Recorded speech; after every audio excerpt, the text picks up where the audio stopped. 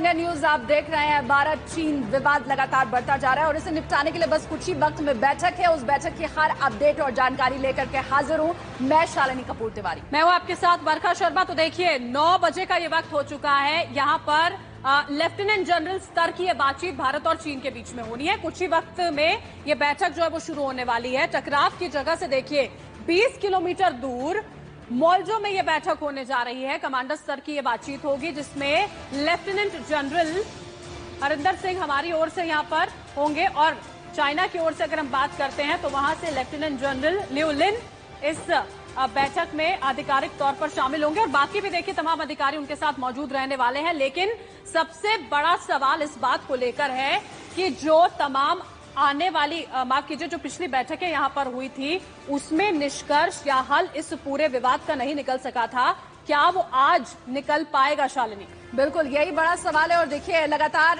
लद्दाख में घुसपैठ चाइना की तरफ से हो रही थी। अब तस्वीर भी आप देख लीजिए, मॉल्डो ये वही जगह है जहां पर बस अब से कुछ ही वक्त में शुरू होने जा रही है बैठक। उसकी लगातार तस्वीरें आप तक हम पहुंचा रहे हैं। भारत ने भी इस पूरे मामले में इस बार सख्ती दिखाई है। सीमा पर अपनी सैन्य ताकत भारत ने बढ़ा दी। बैकडोर डिप्लोमेसी का भी सहारा लिया, जिसके बाद हमने देखा कि किस तरह से चाइना को अपने तेवर नर्म करने पड़े, लेकिन अब तक माना नहीं है चाइना।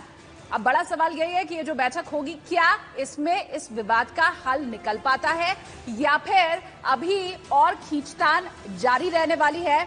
दोनों देशों के लेफ्टिनेंट जनरल रैंक के अधिकारी मिलकर के इस बैठक में बातचीत करने वाले हैं और लगातार ये अपडेट आप तक हम पहुंचा रहे हैं। ये बैठक देखिए भारत और चीन का क्या भविष्य यहाँ पर रहने वाला है वो तय करने जा रही है, क्योंकि ये विवाद आप देखिए 50 दिन से ज्यादा यहाँ पर हो चुके हैं, लगातार चलता हुआ आ रहा है। भारत की और चीन की अपनी अपनी इनसिक्योरिटीज जरूर है, लेकिन इसका हल जरूर यहाँ पर ढूंढना होगा।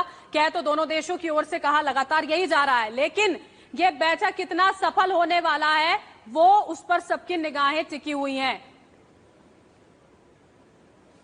फाइनल मीटिंग है ये, इससे किस तरह का समाधान यहां पर निकलने वाला है उस पर हमारी निगाहें हैं। देखिए लेफ्टिनेंट जनरल स्तर के जो अधिकारी हैं उनकी ये बैठक है। चलिए हमारे साथ इस वक्त दो एक्सपर्ट जुड़ गए हैं तो उनका तारुफ भी आपके साथ करा देते हैं। हमारे साथ इस वक्त रिटायर्ड जनरल जी के परिहार जी हैं, रक्षा विशेषज्ञ हैं। इसके अलावा रिटायर्ड कर्नल शिवदान सिंह है, रक्षा विशेषज्ञ, दोनों जुड़े हुए हैं।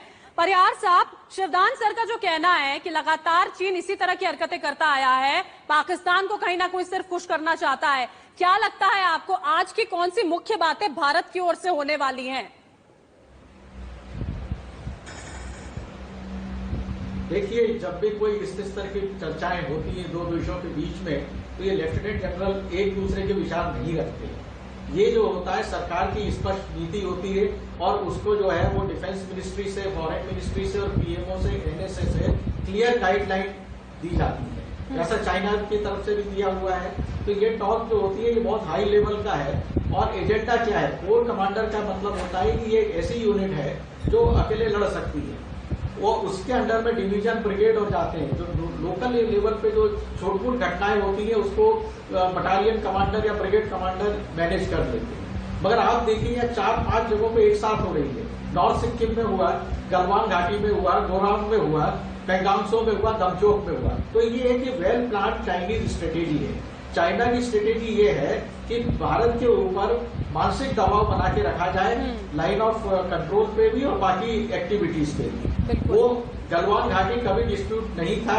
23 स्पॉट्स ऐसे हैं इस पे बॉर्डर पे जहां पर कि ये परसेप्शन की बातें चलती रहती हैं, उसमें गलवान घाटी नहीं था। अब चाइना का इंटरेस्ट गलवान घाटी में क्यों आ गया है, क्योंकि भारत ने जो दुर्मुख शोक रोड बनाई है जो सिख रिवर से डीबीओ तक जा रही है वो जो है काराकोरम पास के बहुत नजदीक पहुंच गई। ठीक है सर। हालांकि इसके पहले भी हमने देखा है कि चाइना एक बार जहां तक आगे बढ़ जाता है फिर वो पीछे हटने को तैयार नहीं होता है। आप दोनों ही बने रहिए और आगे भी आपके साथ हम जुड़ेंगे, सवाल पूछेंगे। लेकिन देखिए ये चीन की जो चालबाजी है, लाख वो करने की कोशिश करे, आगे बढ़ने की कोशिश करे, लेकिन भारत ने भी ये दिखा दिया कि वो इसमें उसे कामयाब होने नहीं देगा। रिपोर्ट आप देखिए।